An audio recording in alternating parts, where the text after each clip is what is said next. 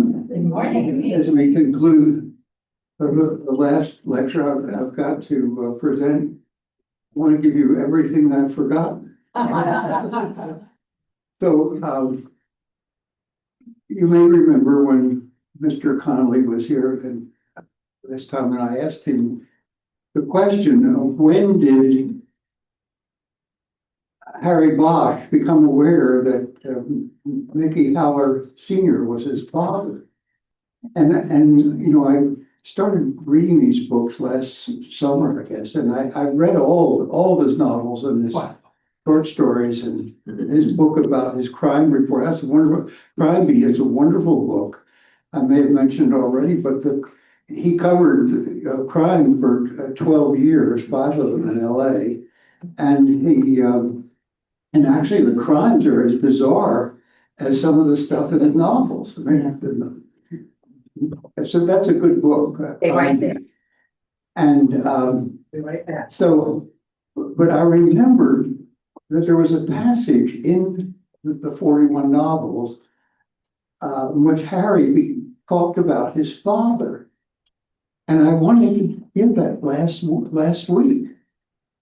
And so the week before, I said, where was it? And I reread most of the Last Coyote, which is the novel, his fourth novel about the death of Harry's mother.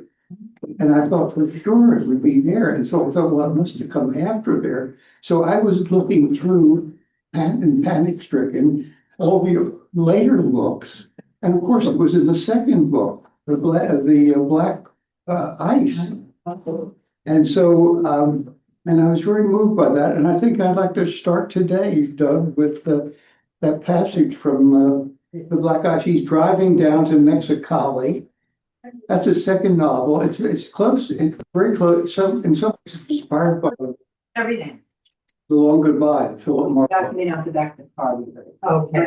No. I got it. You got it? Thanks, Jim. Thanks so much. Jim is checking the people who don't mute themselves. Don't know why. Now I gotta find the piece. Thanks, Jim. I gotta find the piece here. Chapter 19. Chapter 19 of the Black Eyes. Yeah. Starts at 11:59. I'm gonna start at like 3 seconds before. Ready? Okay. Sure though. Remember that this policeman's been killed, and Okay. Ready? we'll come back to this later. Mother and son. Bosch had no photographs of his own father. He had told Sylvia that he hadn't known him, but that had been only partially true. He had grown up not knowing and not, at least outwardly, caring who he was. But when he returned from the war, he came back with a sense of urgency to know about his origins. It led him to seek out his father after 20 years of not even knowing his name. Harry had been raised in a series of youth shelters and foster homes after authorities took him from his mother's custody. In the dormitories of McLaren or San Fernando or the other halls, he was comforted by his mother's steady visits, except during the time she was in jail. She told him they couldn't send him to a foster home without her consent. She had a good lawyer, she said, trying to get him back.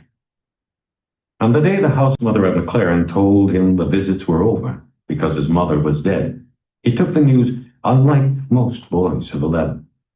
Outwardly, he showed nothing. He nodded that he understood and then walked away. But that day, during the swimming period, he dove to the bottom of the deep end and screamed so loud and long that he was sure the noise was breaking through the surface and would draw the attention of the lifeguard. After each breath on top, he would go back down.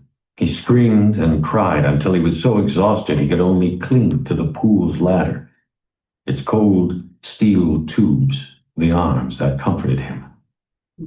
Somehow he wished he could have been there. That was all. He somehow wanted to have protected her. He was termed ATA after that, available to adopt. He began to move through a procession of foster homes where he was made to feel as though he was on trial. When expectations were not met, It was on to the next house and the next pair of judges. He was once sent back to McLaren because of his habit of eating with his mouth open. And once before he was sent to a home in the valley, the choosers, as they were called by the ATAs, took Harry and several other 13-year-olds out to the rec field to throw a baseball around. Harry was the one chosen.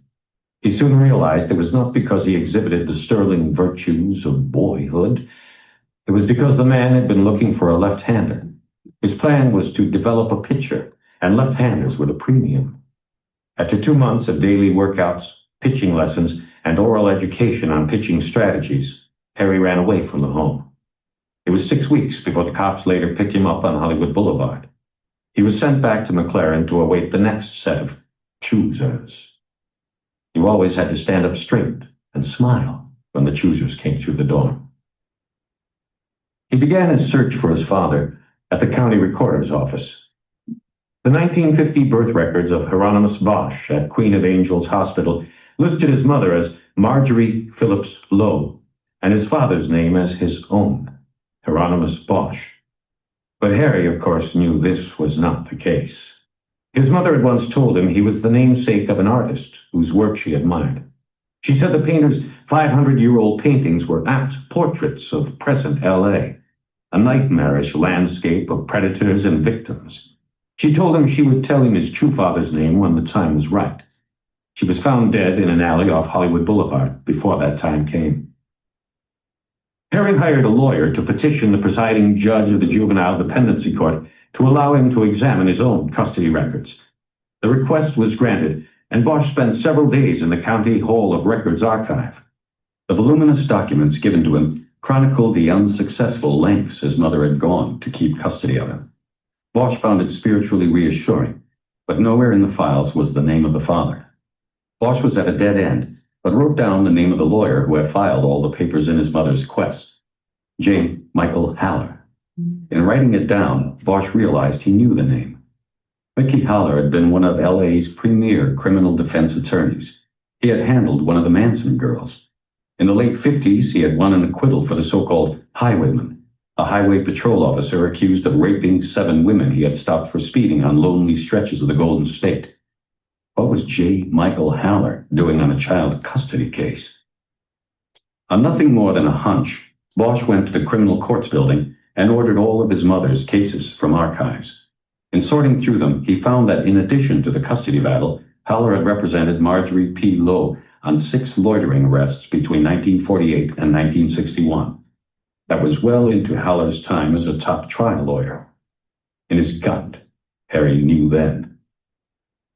The receptionist in the 5-name law office on the top floor of a Pershing Square tower told Bosch that Haller had retired recently because of a medical condition. The phone book didn't list his residence, but the roll of registered voters did. Haller was a Democrat, and he lived on Cannon Drive in Beverly Hills. Bosch would always remember the rose bushes that lined the walkway to his father's mansion. They were perfect roses. The maid who answered the door said Mr. Haller was not seeing visitors. Bosch told the woman to tell Mr. Haller it was Marjorie Lowe's son, come to pay his respects. 10 minutes later, he was led past members of the lawyer's family, all of them standing in the hallway with strange looks on their faces. The old man had told them to leave his room and send Bosch in alone. Standing at the bedside, Harry figured him for maybe 90 pounds now, and he didn't need to ask what was wrong because he could tell cancer was eating away at him from the inside out.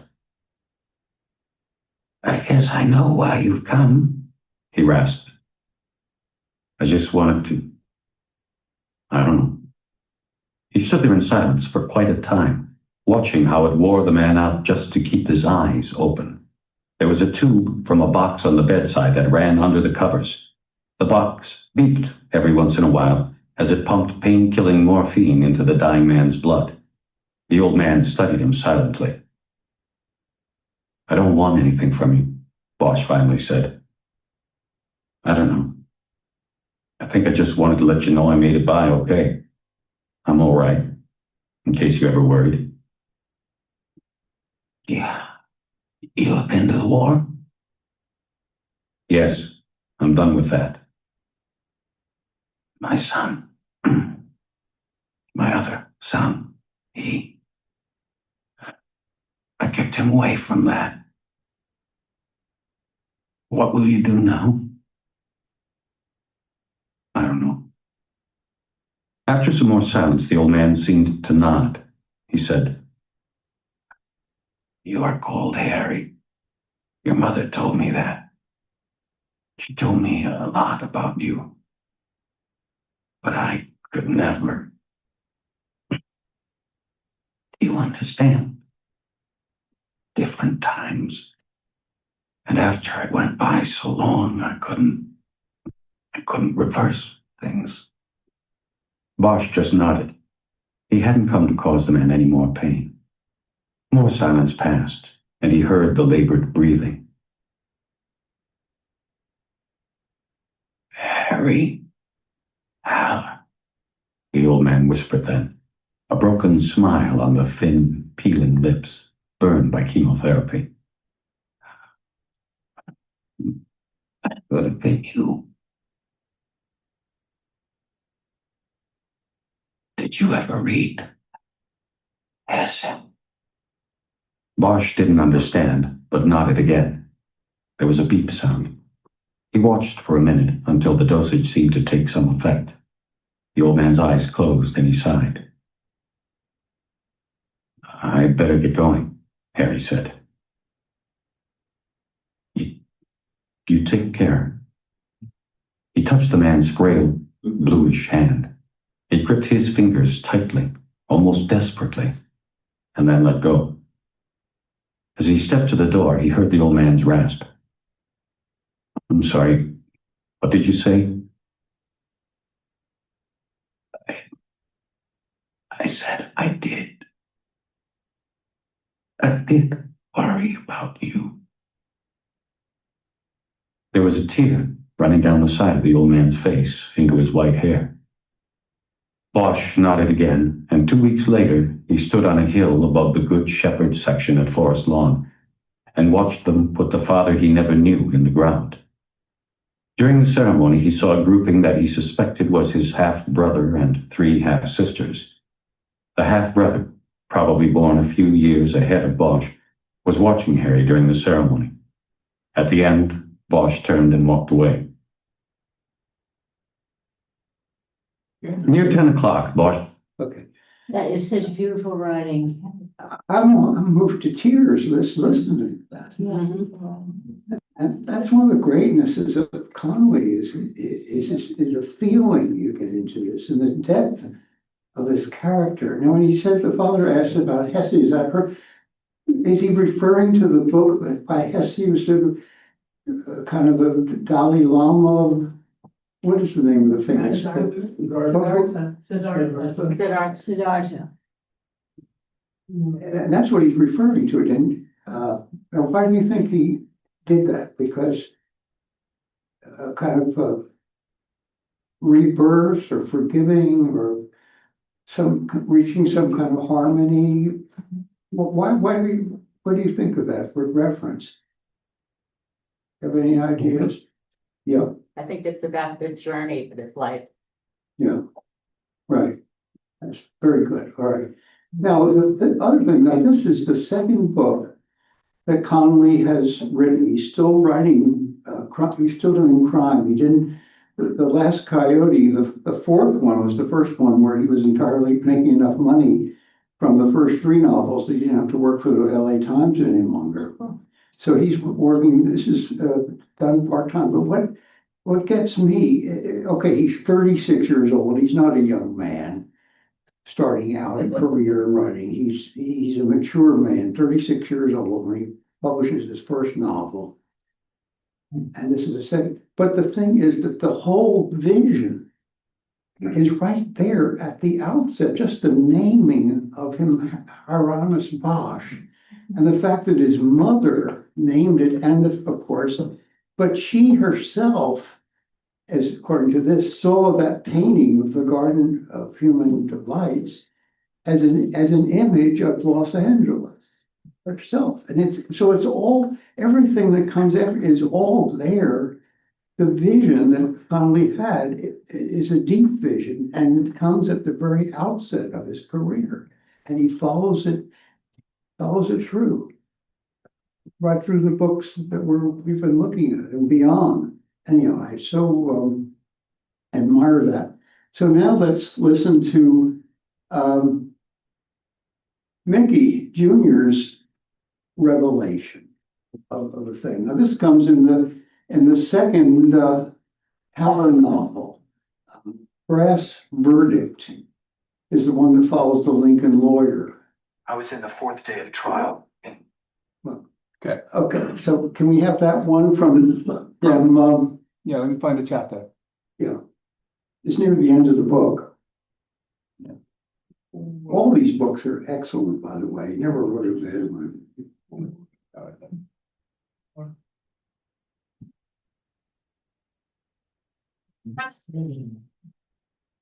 And that's it. Okay. Let me check this out here. Okay, chapter 54, 1141.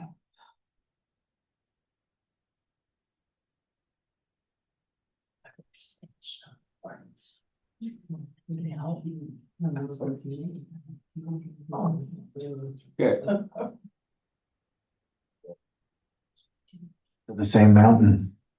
Do you know, you look a lot like your father. He said nothing. He just stared at me for a moment, then nodded once and turned to the railing.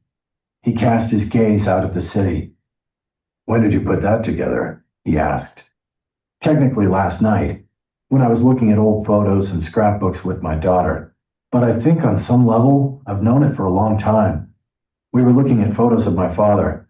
They kept reminding me of somebody, and then I realized it was you. Once I saw it, it seemed obvious. I just didn't see it at first. I walked to the railing and looked out at the city with him. Most of what I know about him came from books, I said. A lot of different cases, a lot of different women. But there are a few memories that aren't in books and are just mine. I remember coming into the office he had set up at home when he started to get sick. There was a painting framed on the wall, a print actually, but back then I thought it was a real painting. The Garden of Earthly Delights. Weird, scary stuff for a little kid. The memory I have is of him holding me on his lap and making me look at the painting and telling me that it wasn't scary, that it was beautiful. He tried to teach me to say the painter's name, Hieronymus Bosch. Rhymes with anonymous, he told me. Only back then, I don't think I could say anonymous either. I wasn't seeing the city out there. I was seeing the memory. I was quiet for a while after that. It was my half-brother's turn. Eventually, he leaned his elbows down on the railing and spoke. I remember that house, he said. I visited him once, introduced myself. He was on the bed. He was dying. What did you say to him? I just told him I'd made it through. That's all. There wasn't really anything else to say. Like right now, I thought, what was there to say? Somehow, my thoughts jumped to my own shattered family. I had little contact with the siblings I knew I had, let alone Bosch. And then there was my daughter, whom I saw only 8 days a month. It seemed like the most important things in life were the easiest to break apart. You've known all these years, I finally said. Why didn't you ever make contact? I have another half-brother and 3 half-sisters. They're yours too, you know. Bosch didn't say anything at first. Then he gave an answer I guessed he had been telling himself for a few decades. I don't know. I guess I didn't want to rock anybody's boat.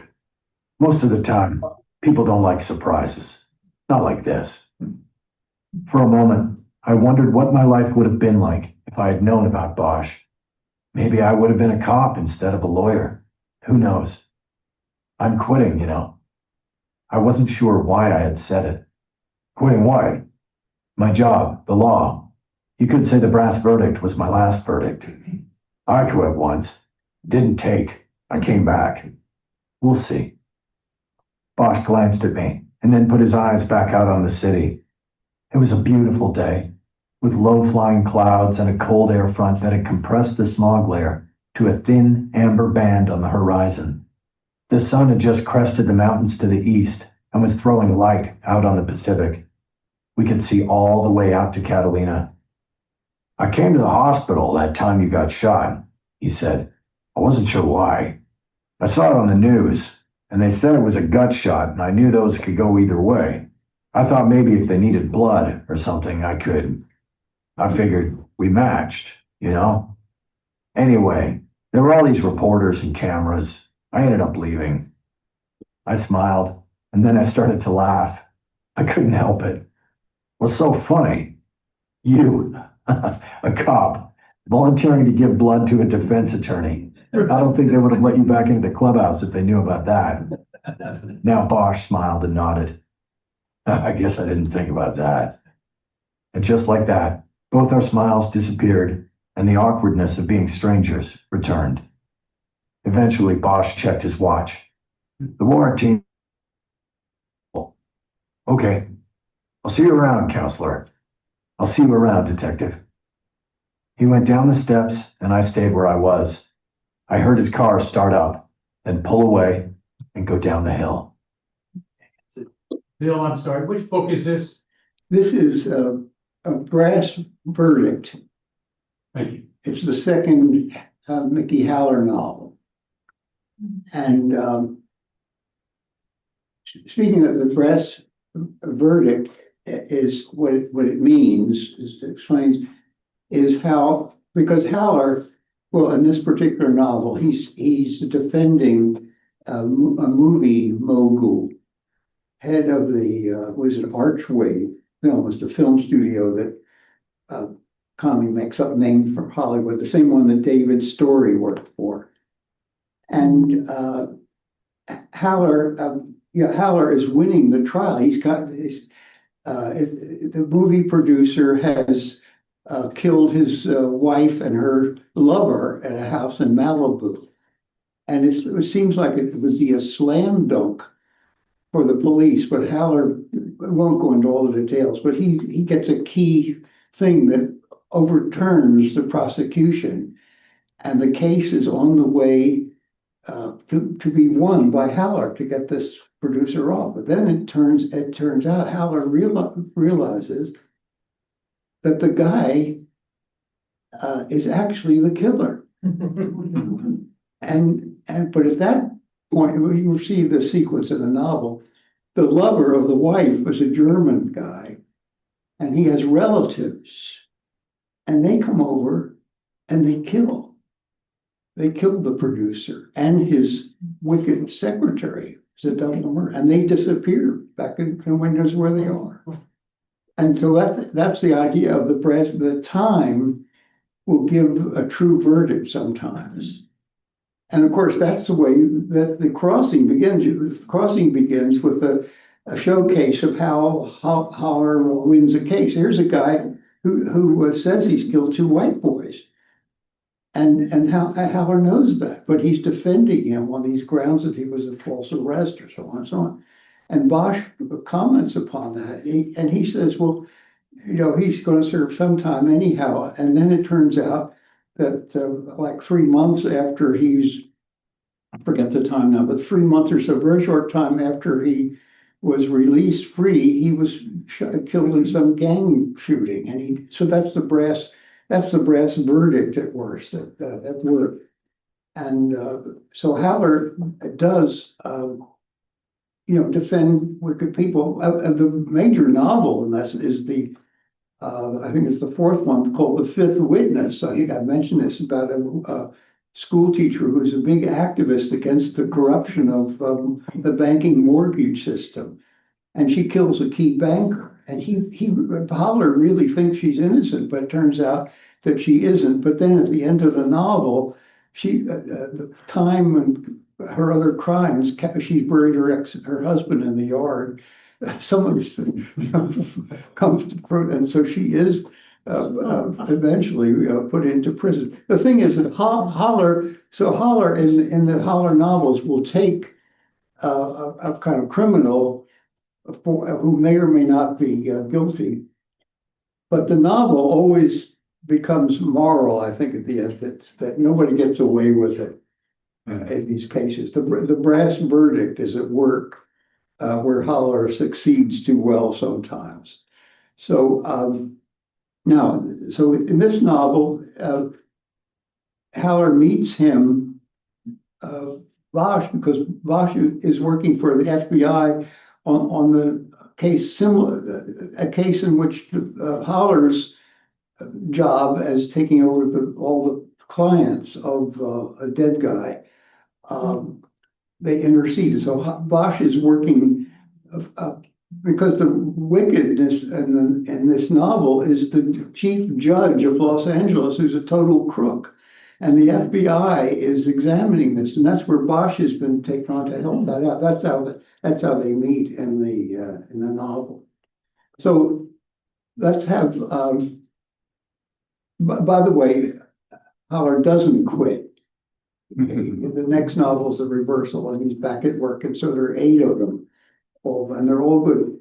And of course, because they depend on a trial, they tend to be simpler than the Harry Bosch things, which are so elaborate. Is the reason I don't think they. Of course, the TV series can cherry pick different crimes. As I've said, you may have 4 crimes in one novel, and the Bosch and Bosch legacy.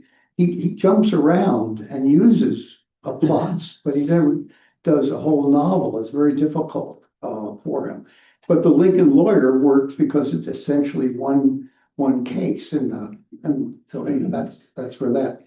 Now, let's hear this was the opening prologue of the brass verdict. Now here, there are many cases in which Mickey Haller says something like this, but I think this is one of the purest ones. You can play that one. Okay. I think I've mentioned before that the Haller novels are written in the first person. Everybody lies. Cops lie, lawyers lie, witnesses lie, the victims lie. Start again. Everybody lies. Cops lie, lawyers lie, witnesses lie, the victims lie. A trial is a contest of lies, and everybody in the courtroom knows this. The judge knows this, even the jury knows this. They come into the building knowing they will be lied to. They take their seats in the box and agree to be lied to.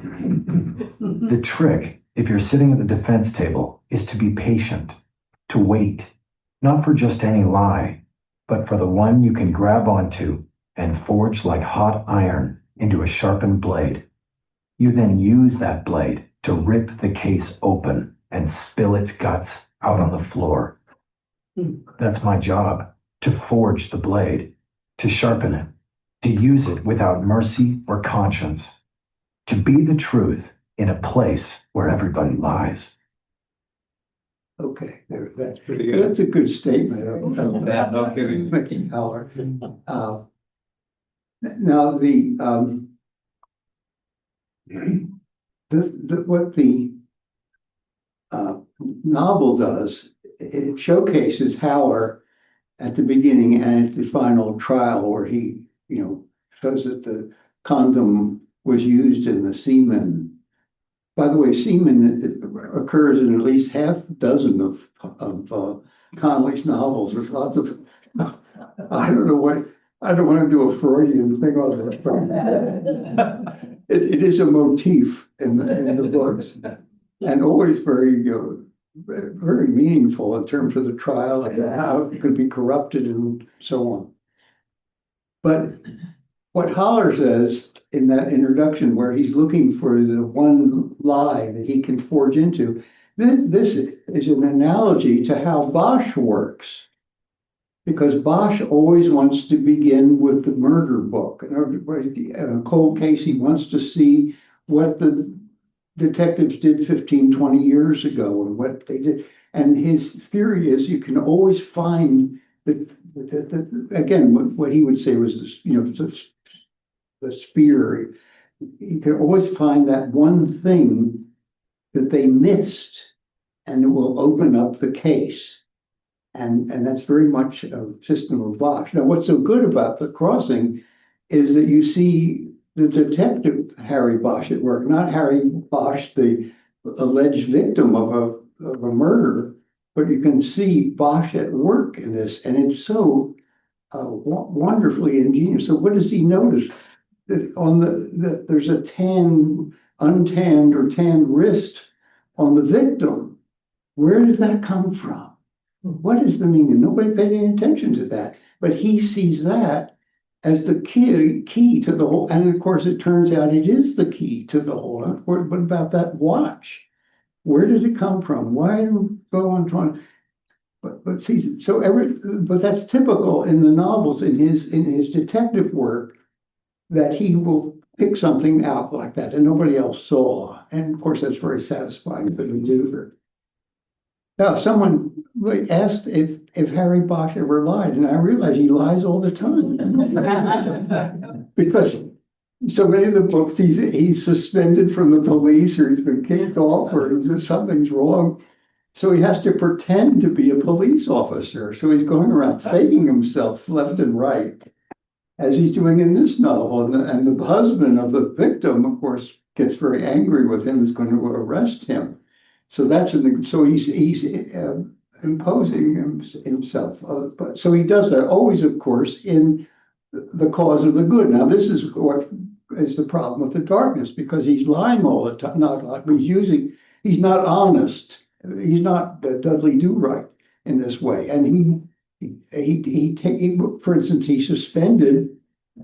The reason he's helping now is he's completely through with the police, because he picked the office. He broke into the office of the chief lieutenant and went into his files, which was open to him, and they had a camera showing him breaking into the office, and that's what even though he took something to look at and he returned it, and it was necessary to win the case, but nevertheless they hate him so much they're using that to get him off the police thing. That's his dilemma as the novel begins, because of that, lying or cheating or doing something wrong. So now, one in his investigation and how they ever figure out where that semen came from is really remarkable. I think I love the ingenuity of these novels, how he does it. And another thing, the police procedurals, what he does in the police procedurals, it's never boring. It's Connelly's greatness that, of course, every scene he's in opposition to somebody. He has having lunch with somebody, and there's an obstacle there that needs overcoming, or he has to hold back, or he wants to learn something. I mean, Connelly, I don't know whether he's a student of Aristotle or not, but Aristotle said in the Poetics that every scene should have one or two elements, or both. One, a revelation; two, a reversal. That's all writers should know that. But Connelly has it instinctively in him that even going through, I get excited reading the murder book with him, with all what the other detectives said. It's all a wonderful jigsaw puzzle, and he keeps, I find that what could be boring is actually dramatic. It's a marvelous sense of drama. So then, he finishes that case. And of course, this book, as I said, is unusual in that the villains have many chapters of their own, and I thought that was really good. And at the end, you have the Howler showing him up with the condoms that are, I don't know, been used. The sex act involved a used condom, which turns the case over. That was the thing that Howler was looking for. Now, I want to say one more thing, is Harry's love life. Now, Harry, in the 40-some novels, I think there are some, I think it's like eight women that he sleeps with. He's not a womanizer. He has young female partners. He doesn't hit on them. Right? He's very honorable about women, actually, very honorable about women. There's a great part in following the Two Kinds of Justice where Eleanor Creighton, I think his name is, this middle-aged drug addict. She helps him. He almost gets killed. He goes underground into a drug cartel, pretends he's a drug victim. That's a very good novel by Two Kinds of Justice. And she gives him a hint. One of the other drug addicts is going to kill him probably. And she hints at him, and he worries about her, and eventually he gets to adopt her, and she lives with him. The grown daughter, doesn't like that to have this because she's an attractive woman. And at one point, living there in the still house, he's in bed, and she comes into the room naked and gives herself to him. And then and that of course complicates things. But then she did that as a farewell thing. She goes back into drugs again and dies of an overdose a little later. But she had a daughter named Daisy. So from that, Bosch becomes hell-bent and the daughter was killed. And Bosch goes 100% to find out who killed Daisy. It's a sequence in two novels. It's the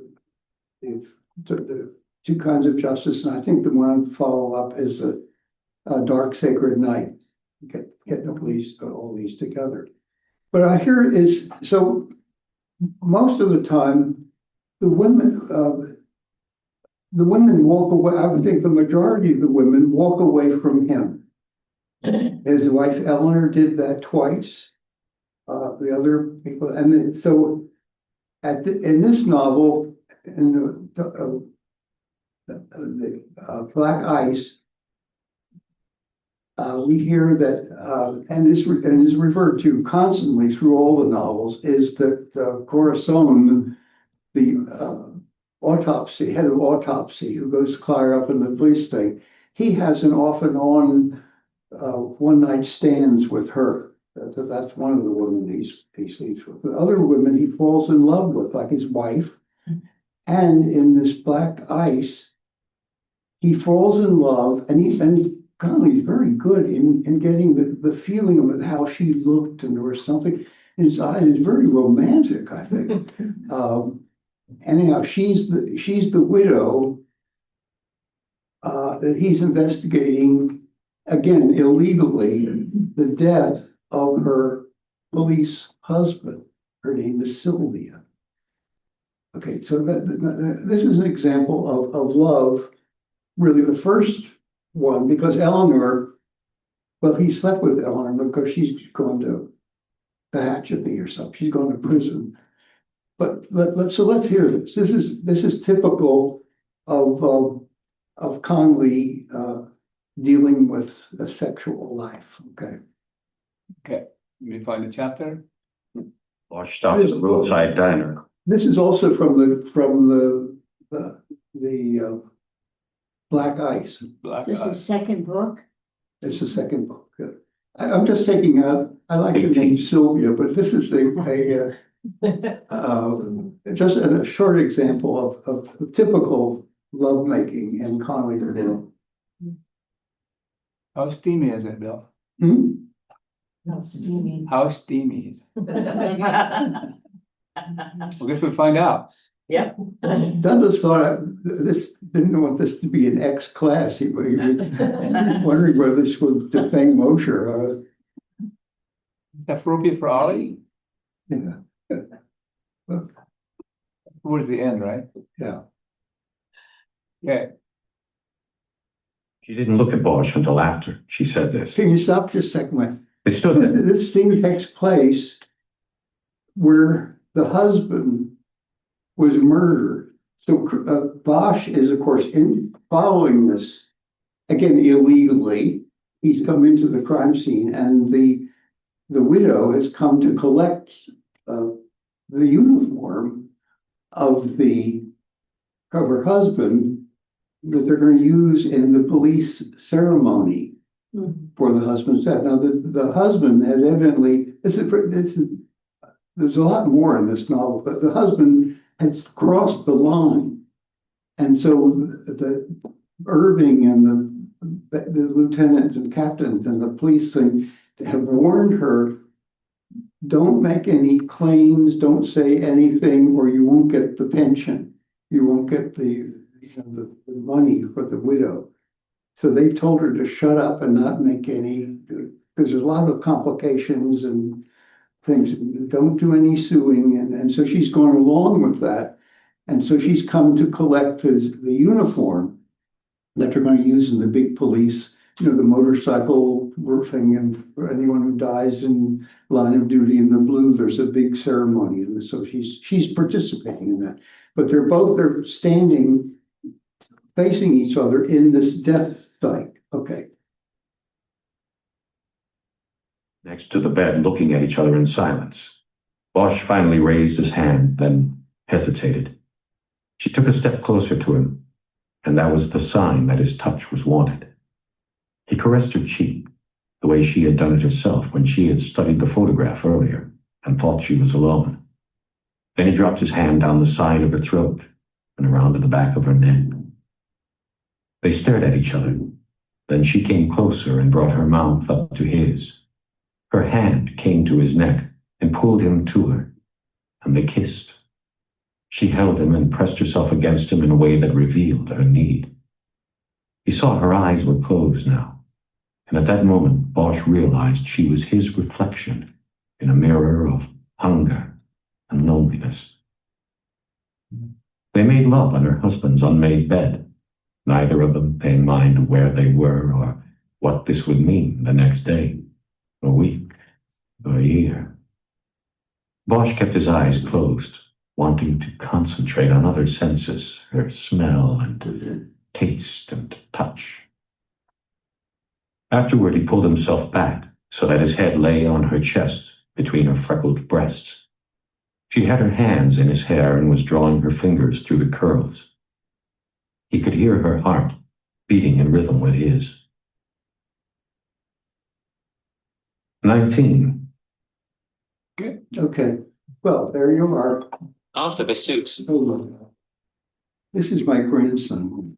I think so, the grandson. Arthur? I'm in the middle of class. I'll call you up a little bit later this afternoon, okay? Okay? I love you too. Okay, bye. That's a grandson. So, anyhow, so are there any questions about so far we've got? No questions? Yeah. Right there. Go ahead. Can you Do you have another mic? go as loud as you can? Okay, that passage about Mickey Haller saying everybody lies.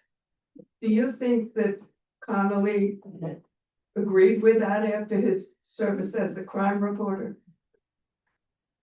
Well, I think obviously to create these two brothers, the one who is true blue and the other who is cynical, it adds to the total vision of the thing. But I think that Connelly is aware of the arguments that say, the rulings are relative or they're politically motivated, and there's, and of course, our society now, and when we don't know what, we're really in a bad way. I mean, as soon as we have the assassination thing, the conspiracy theories come up, it was fixed. There's millions of people already think that it was fixed. And maybe it was, and we don't know. It's so far the truth. So Haller is aware of this phenomenon of we don't really know the truth of things, and we're skeptical, and we're saying, well, that was a law for that country. That there's no universal law. There's tribal laws. There's all kind of variations, but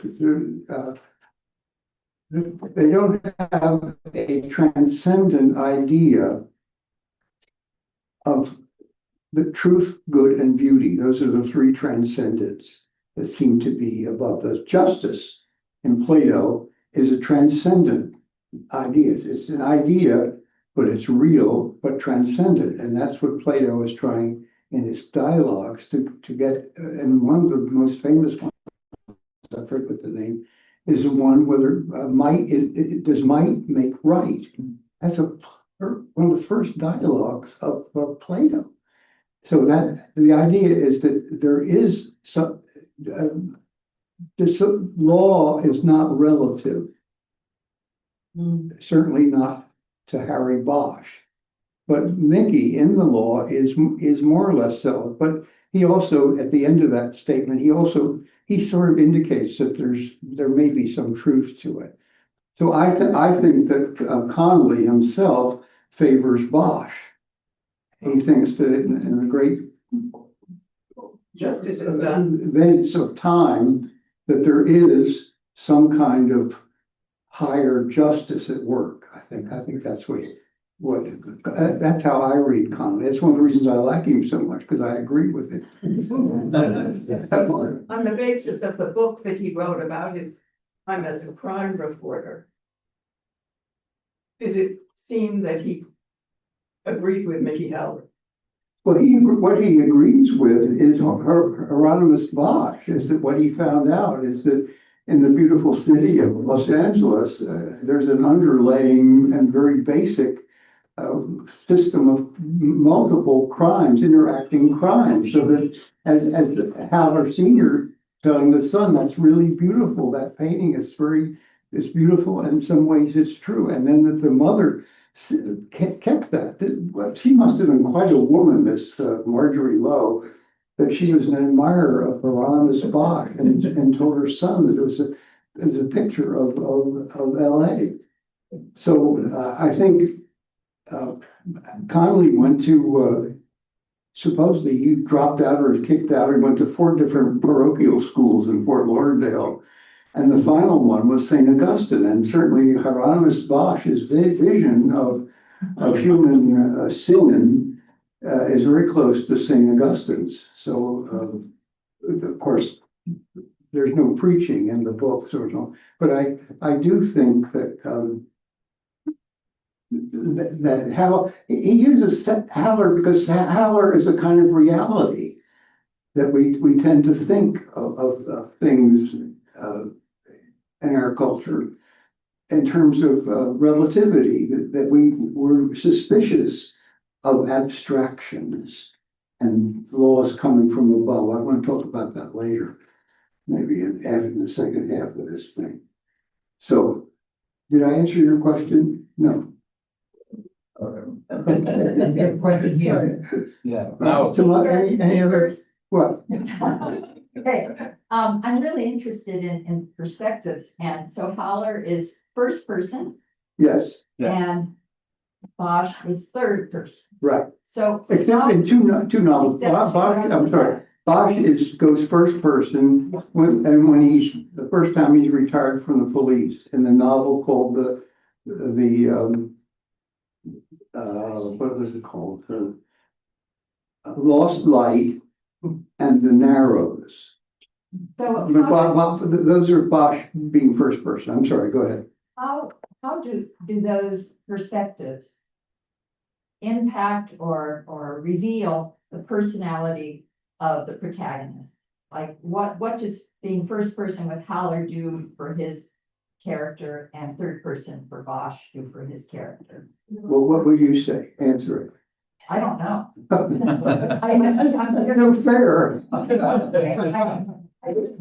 I suspect that, well, with Haller, you get to see like that was an amazing portrayal of lying, everybody's lying. And maybe that can only be expressed if he's first person. Yeah. Otherwise, he'd have to get it out in some other way. Well, I think Bosch is more aware of other people. And the first person, Haller is very much wrapped up with himself more than Bosch is.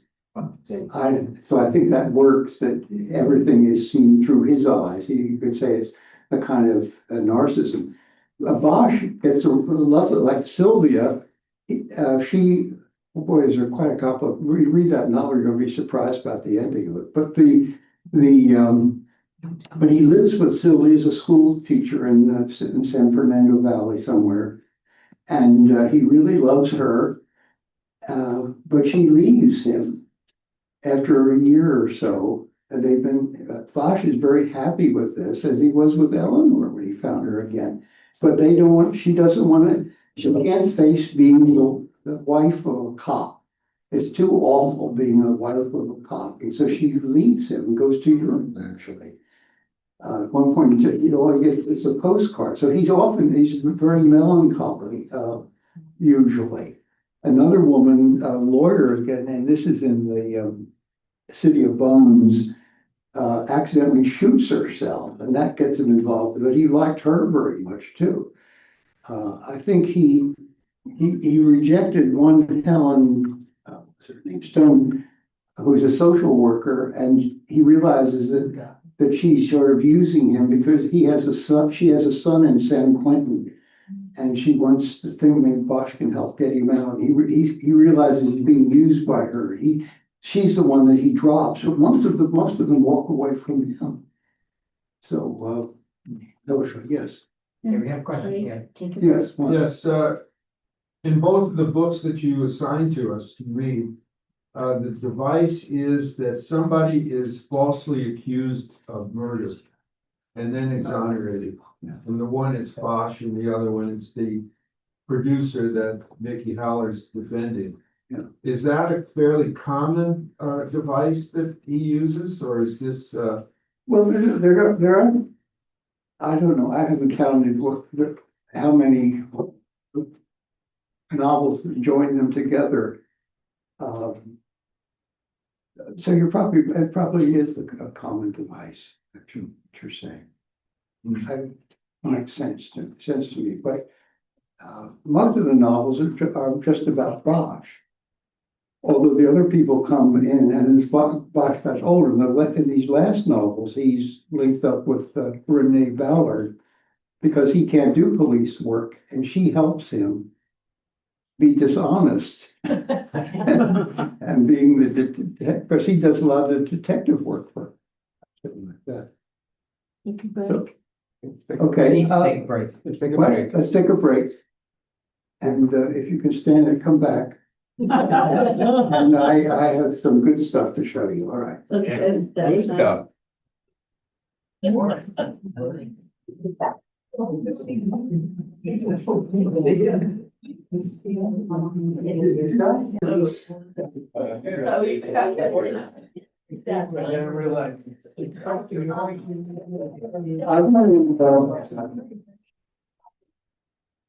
I like that, but because oh, sorry. I think there are a number of other issues in the novels, for instance, the questions of race and sexual orientation. Certainly get into the novel. Bosch has most of his partners are named Edgar, Harry Edgar, are black, and Ryder is a black. Talk a little louder. Can you hear me? Everybody? Yeah. Is a black lesbian. He really admires her, and she helps him tremendously. And he has two different Latina. I don't think he has any Anglo partners, but there's a range there of the partners. I think he's not hostile to homosexuality. It's a big part of the novel which I've read, and he has sympathy for James Allen, known as Sunda.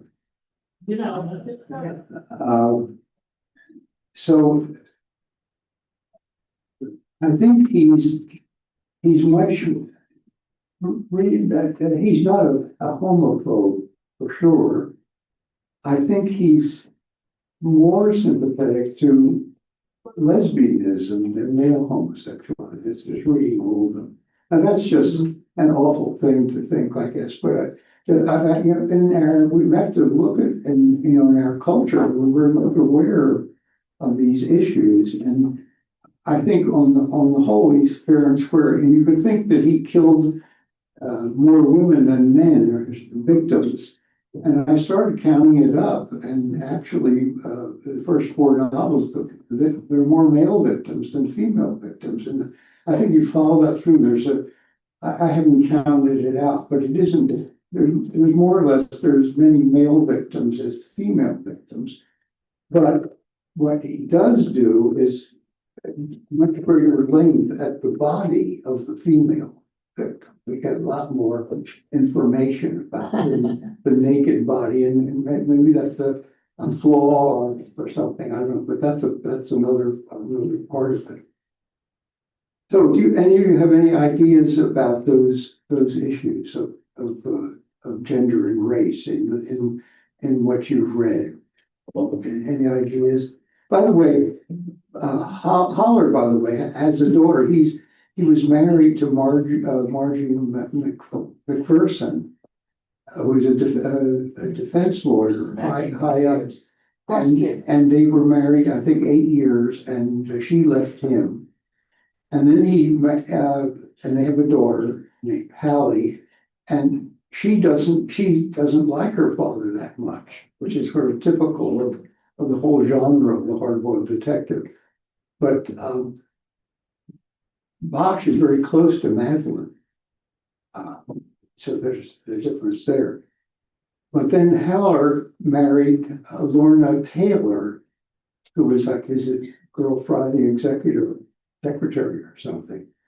And that did, so so he's divorced her. But meanwhile, she has fallen in love with Cisco, his actor. Right. And Lorna and Cisco are hitting it all fine. They have a fine marriage. So Haller has a much more complicated family built in, and he's much less successful. But as you're reading books, and I hear that you're reading other novels. What do you sense in the about race and gender in the way in the novels? Are you comfortable with it, or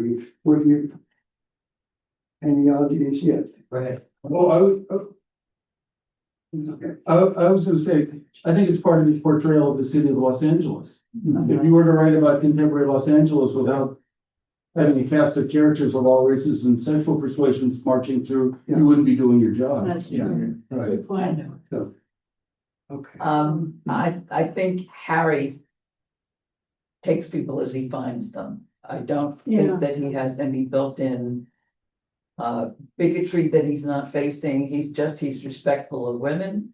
From everything I remember from reading all the novels, gay, straight, black, white. He treats the person that he finds. Right. I think Mickey is basically a good guy.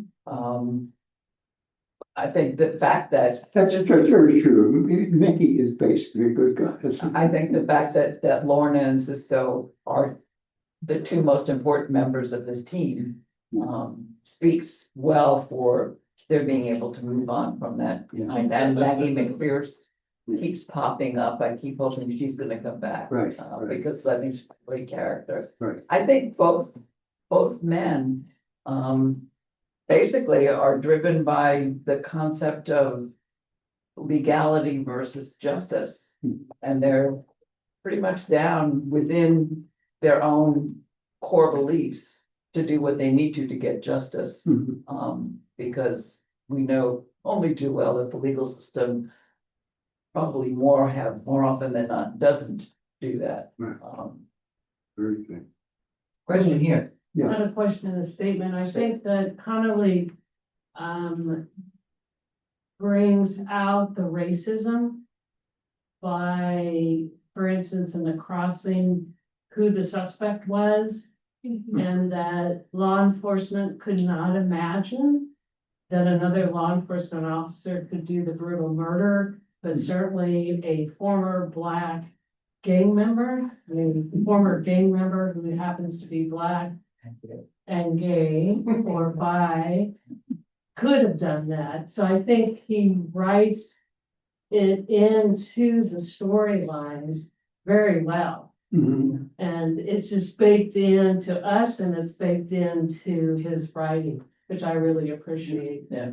Well, I think that, again, what you're saying is, to me, the genius of Connelly, that he can chart these rough waters and do so well, and without being offensive or, and broad-minded, I think, in terms of the society. But- Yes. But it's like, you sense, I did with him on screen, a generosity of spirit.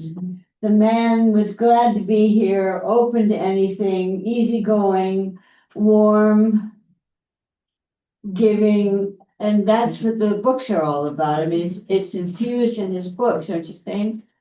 Yes, I do. Right, but One more. I just wanted to comment, you said that most of the murder victims were male. no, No. just the first few novels of the both Black Echo and Black Ice begin with the murder of a male. That's how they begin. And they're actually the three dead guys. What am I doing wrong? Can you hear me? Hey, Mark, stay there, right there. Yeah, yeah. See? It's here from Mark. Hey, hey, And it's here for. I have a question. And And Jim in the back. Jim. Hey, And Sylvia. Oh, yeah. all of you guys. Wait, we're not done yet. Hold on. Bill, I have a question. Actually, my daughter's making a comment on the chat saying, I don't know about the demographics of where in LA Bosch and how to work, but I thought there could be more Chicanos or Latinos. The Lincoln Lawyer Netflix show rectifies this in a way. What do you say to that? No, I didn't understand. More Latinos. Or Latino, the Lincoln Lawyer rectifies or maybe adds more the Latino and Chicano element to the Connelly, universe. Well, the Latinos, when he goes to work there in the San Fernando, he's dealing in those novels of The Wrong Side of Goodbye and Two Kinds of Justice. He's dealing exclusively with that Latino. So Microphone close to your mouth. yeah. Bill, the microphone. Those Two Kinds of Justice and The Wrong Side of Goodbye, he is dealing with Latinos, and they have this beginning like the beginning of The Big Sleep, very much like Hammett and Chandler. He's now a private detective, and he takes a job from this billionaire, kind of a Howard Hughes billionaire, who had a love affair with a Latino woman, and the family recommended it, and she went to a nunnery and killed herself. And so he's been given the job to find out if there are any heir.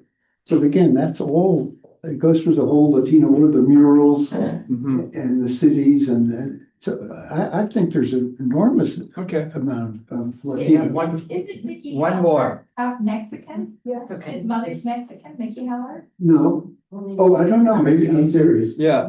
I think you're right, I think you're right. I think Howard, yes. Yeah, he's Latina. Yeah, you're right. Okay, we have one more point over here. Yeah, but do I have to quit after this one point? I wonder. No. Right. Good. Okay, at the risk of, defending LA, after living there, most of my life. It changes over time because the demographics change in different areas, but like in New York City, there are enclaves of different nationalities and races and whatever stuff. And little Tokyo and little, Armenia or whatever. And I don't know about the rest of Connelly's books. I think I've read one other besides this, maybe. Besides these two. He was not talking about stations that are in Latino areas, except, like you said, San Fernando. But, there are districts that are almost entirely white, and then there are, places that are areas that, like Baldwin Hills, are places that black borders white and whatever. Yeah. Yeah, so I think that's really what that is. And Renee Ballard. So there's no pride in that. Renee Ballard is half Hawaiian. Actually, it's a mixed race. So anyhow, in all my courses, and if you had other courses, you heard what's about to happen here. I always like to refer to my mentor, Northrop Frye, I believe the greatest critic who ever lived. And I always like to point out to my students what some of Frye's thinking, which has been so helpful to me in understanding literature and many similar society.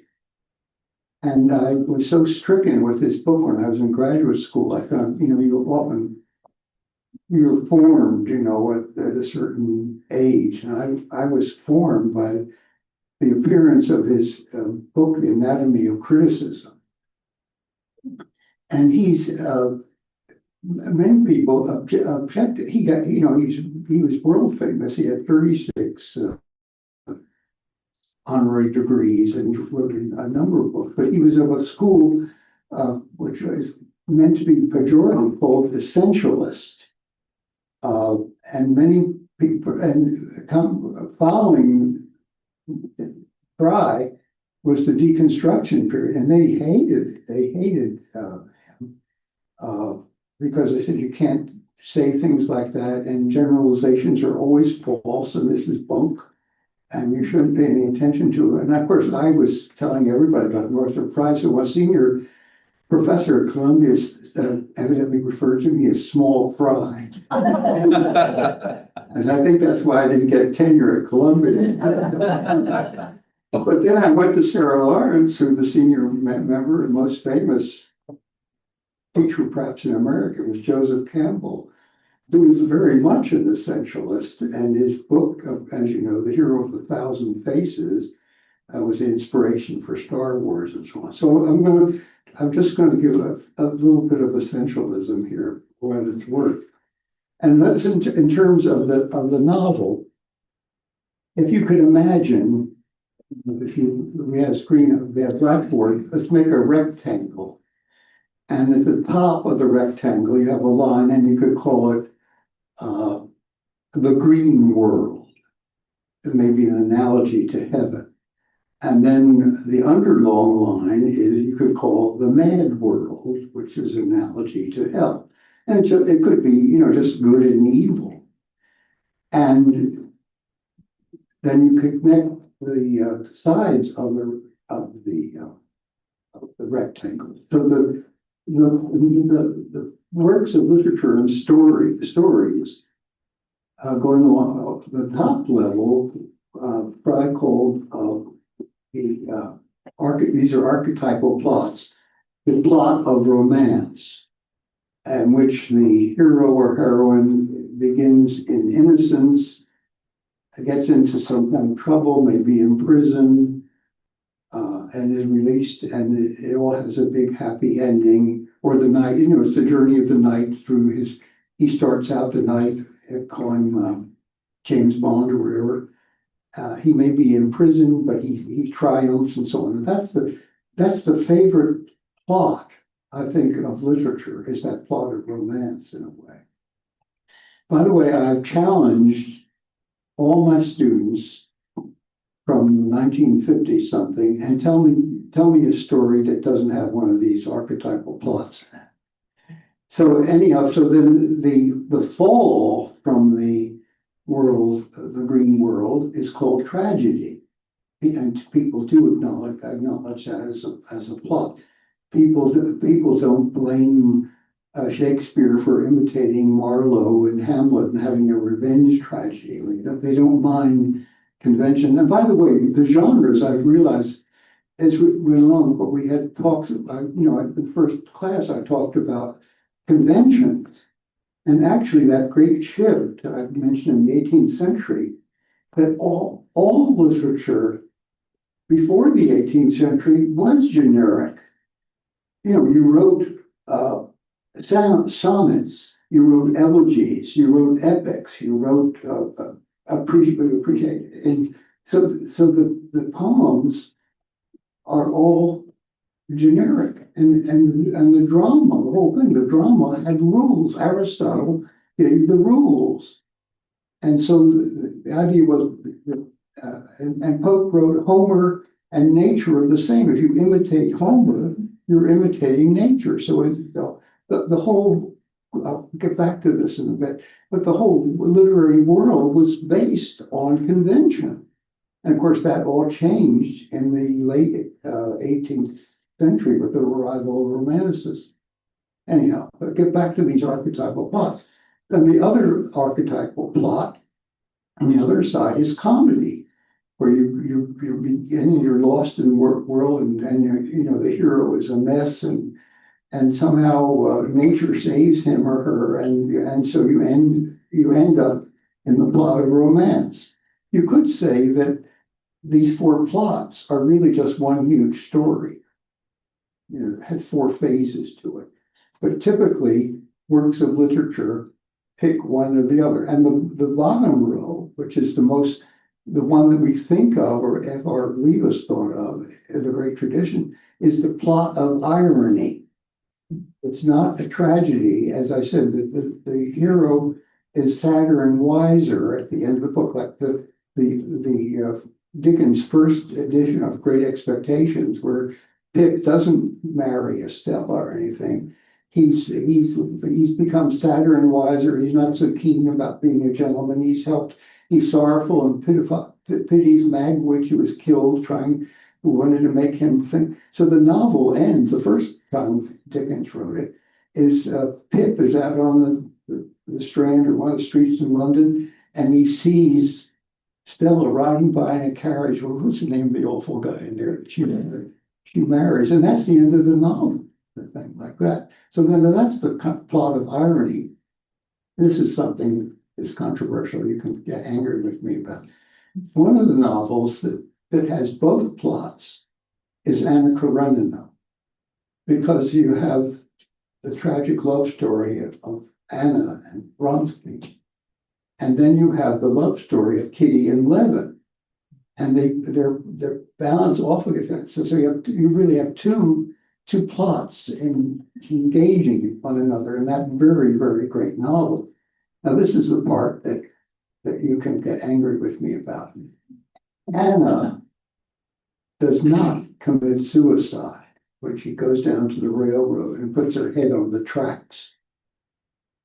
If you read the book very carefully, as I do, she decides that she doesn't want to do this and jerks her head up and hits a pipe or something ahead of her, and her jerking up knocks her back down on the track. It wasn't her, and she decided not to have suicide. Anyhow, it's very sad, you know.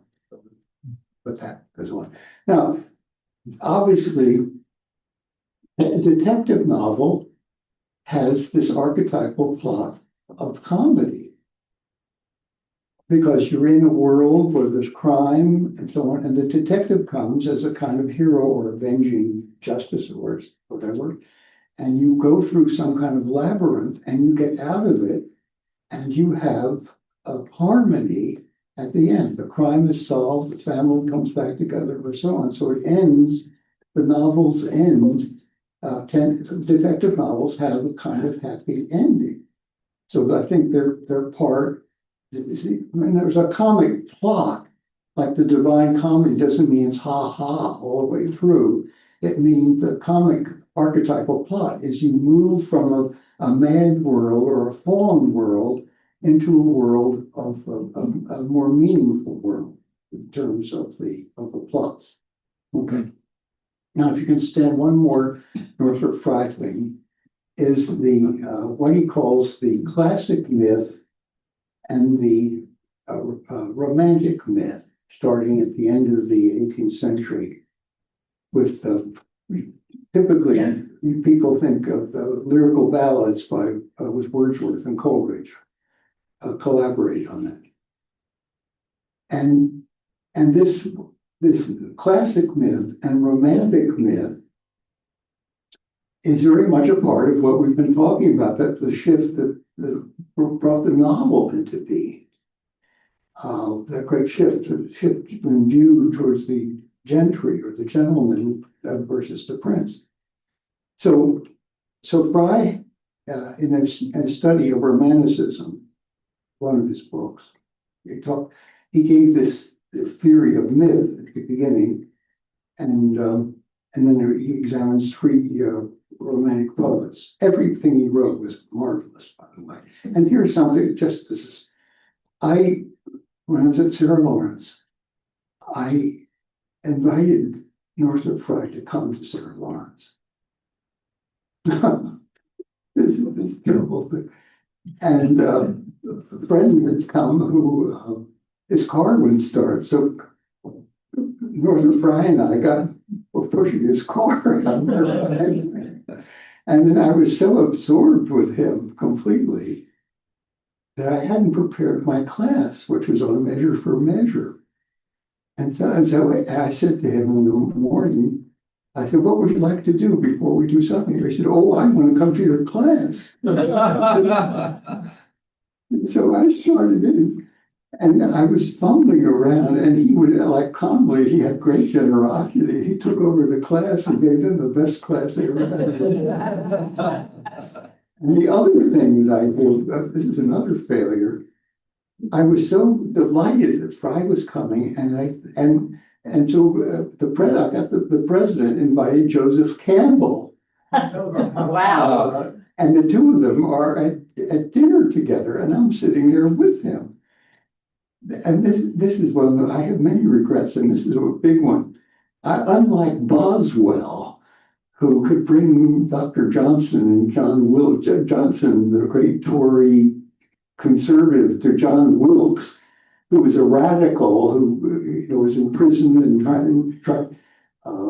And Boswell's great genius was to get the two of them talking together at one of the dinners, one of the high points of the life of Johnson.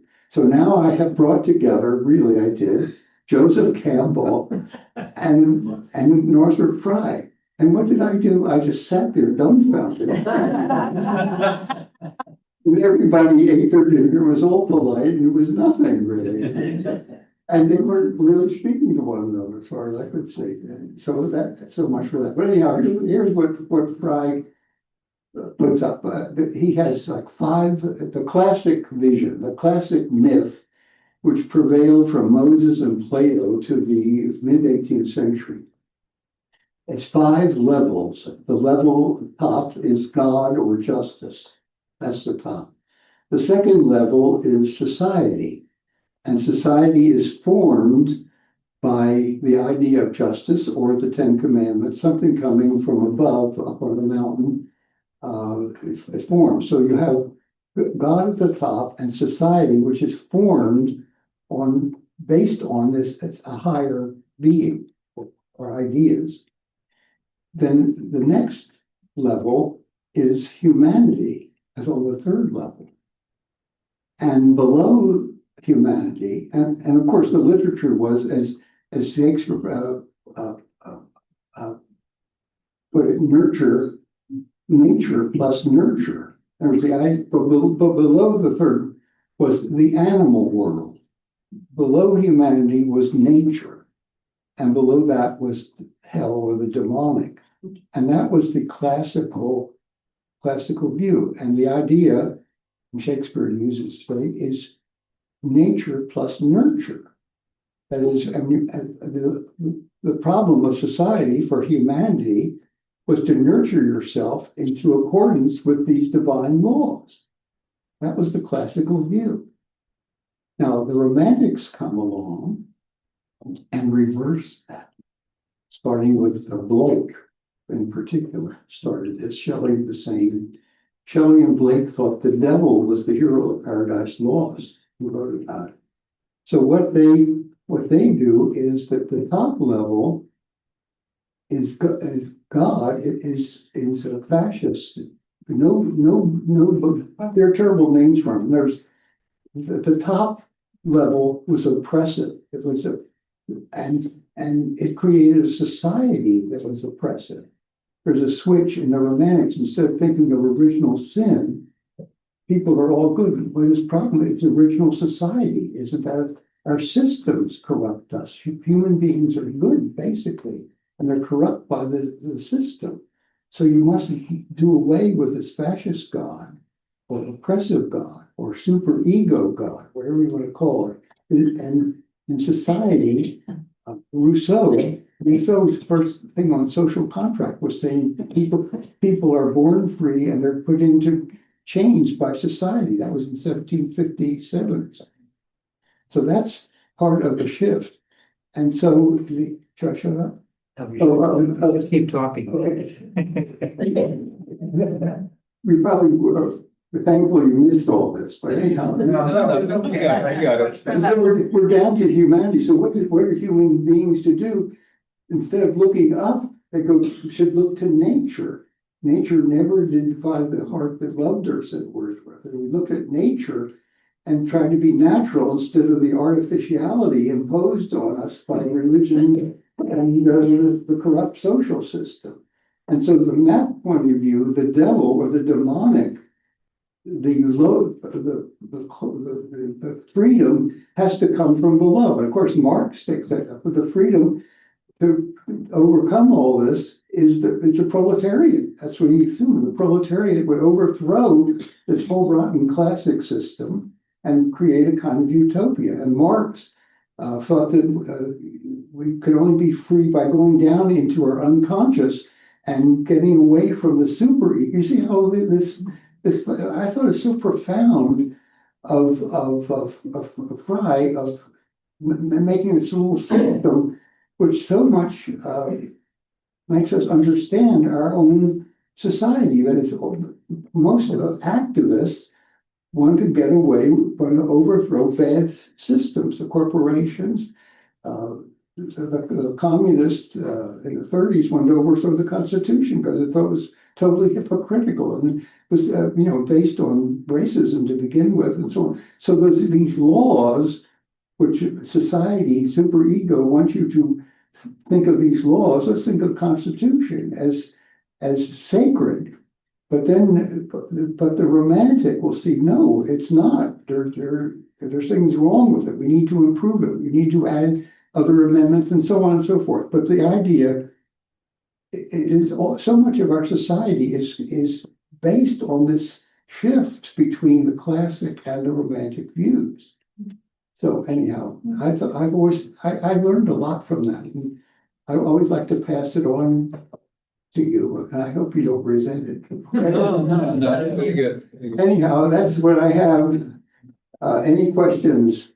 Yes. So does that make the deconstructivists a later version of the romantics where they're trying to turn things on its head? Well, these men are saying that, yeah, you see, part of the class is a kind of Nietzscheism. We're saying that what is important really in the deconstructions is the good reading. And often the authors themselves don't know what they were saying. And the deconstructionists, it's like Mickey Haller wanted to find one point in the book that deconstructs the usual reading of the book and therefore opens up to a deeper reading. That's essentially what they're doing. But yes, that's a part of Foucault, the French, and Sartre. I mean, Sartre said, if God exists, I can't be free. So that you have part of the romanticism is the self. As I said, like the poet, you shift from being an imitator of God's nature or the Meyer Abrams and others about this cosmic, this huge shift between classical world and the romantic world. But if you think of the poem prior, it was called The Prelude poet's soul. You can't imagine anybody for 2,000 years before writing about the growth of a poet's soul. It would be incredible to anybody in the classical world or Renaissance world. And then we have our great American poet. What is one of his greatest poems? The Song of Myself. I am large, I contain multitudes. I sound my barbaric yawp over the rooftops of the world. That's our father, Walt Whitman. But that's an example of this change in romantic. It wasn't just the 5 or 6 romantic poets. That shift involved society, I think, in almost every level. And that struggle still goes on. Because you could say maybe the classic view has a few things in favor of it. So, but anyhow, that's. How does it apply to Michael Connelly? Pardon? How does it apply to Michael Connelly? Michael Connelly is a genius in avoiding issues like this. So let's hear it from Michael Connelly.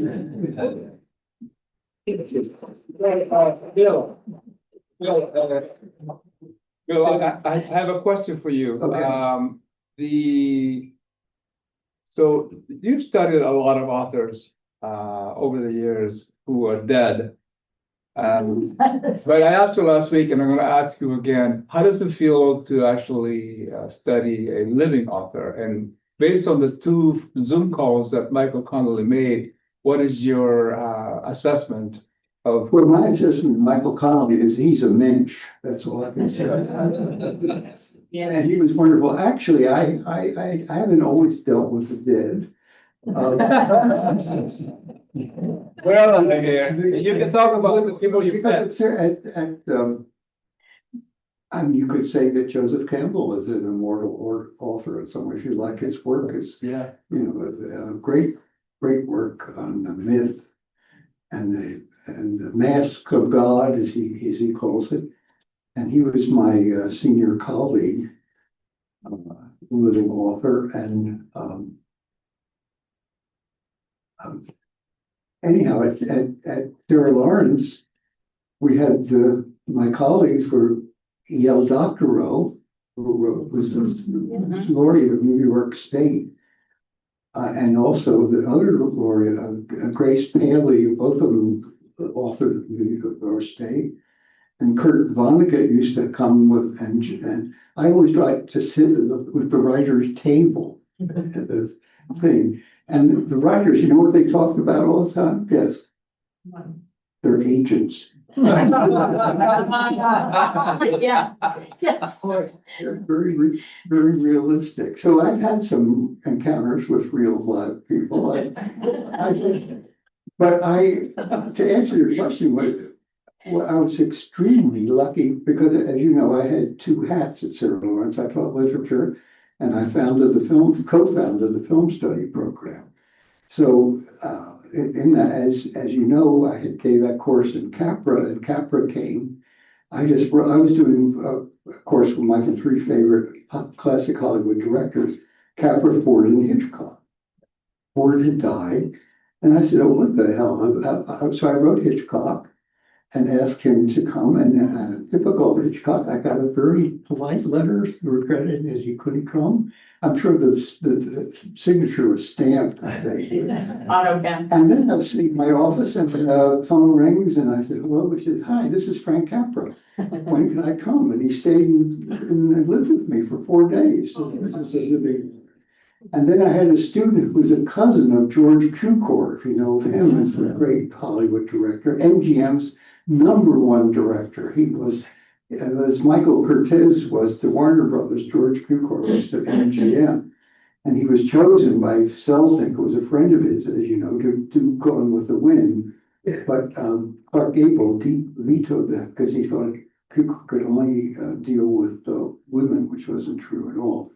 And so Cukor came to my class, and then Spike Lee came twice to my classes because his wife was a Sarah Lawrence grad, and I think for a while active in the Alumni Association. And I had a friend visiting me, and I said, I've got to go in town, I've got to go down 57th Street. Pick up Spike Lee. He thought I was kidding. Freaked out. But guy Spike Lee comes out of this apartment building, and obviously he waved to somebody. There was a bodyguard living across the street from Spike Lee. He gave a guy a signal. This was okay. Anyhow, Spike Lee was quite wonderful. And then I had one. I hope you know who Nicholas Ray is. Does that mean anything to you? Yeah.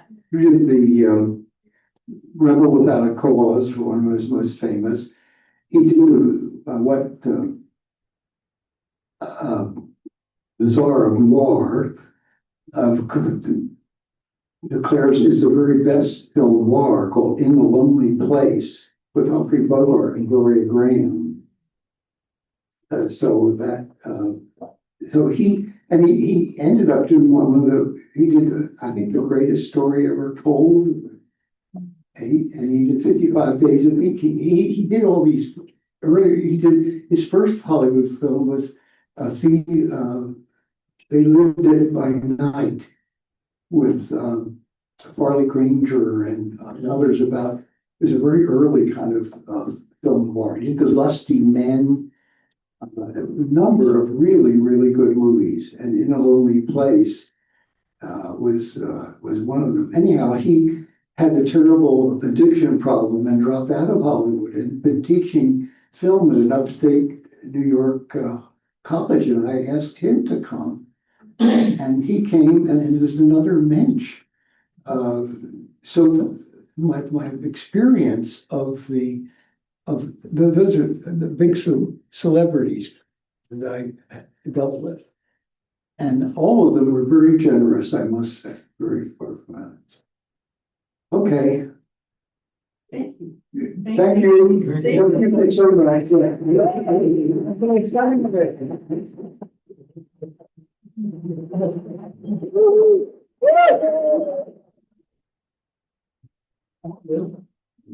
What's your next course gonna be? Yeah.